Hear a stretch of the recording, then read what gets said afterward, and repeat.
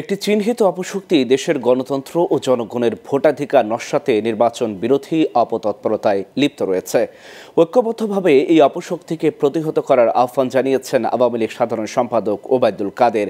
সকালে রাজধানীর বঙ্গবন্ধু অ্যাভিনিউয়ে আওয়ামী লীগের কেন্দ্রীয় কার্যালয়ে এক অনুষ্ঠানে এ আহ্বান জানান তিনি বলেন, সাম্প্রদায়িক যে অপশক্তি স্বাধীনতা ও গণতন্ত্রের ভিত্তিমূলে আঘাত করতে চায় তার প্রতিরোধ করতে হবে। শাহরিয়ার বাঁধনের আরও একটি প্রতিবেদন।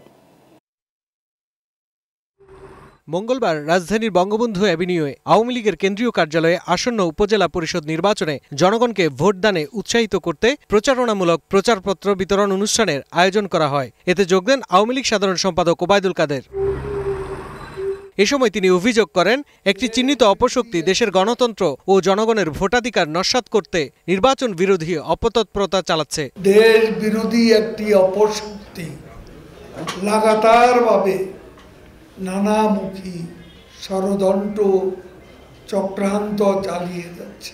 চিহ্নিত এই অপশক্তি বাংলাদেশের গণতন্ত্র, স্থিতিশীল রাজনৈতিক পরিবেশ এবং জনগণের ভোটাধিকারকে নস্যাৎ করতে নির্বাচন বিরোধী অপতৎপরতায় লিপ্ত।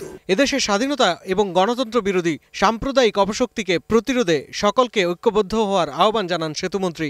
গণতন্ত্র, শান্তি, উন্নয়ন, নির্বাচন বিরোধী এই অপশক্তির বিরুদ্ধে আমাদের সকলকে সারা বাংলাদেশে ঐক্যবদ্ধ প্রতিরোধ করে তুলতে হবে।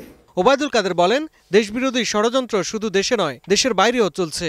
নির্বাচিত সরকারকে হটানোর চক্রান্ত দীর্ঘদিনের। স্বচ্ছ নির্বাচন ব্যবস্থার পরও তারা মিথ্যাচার এবং অপপ্রচার চালিয়ে যাচ্ছে। শাহরিয়ার বাঁধন, গ্লোবাল টেলিভিশন, ঢাকা।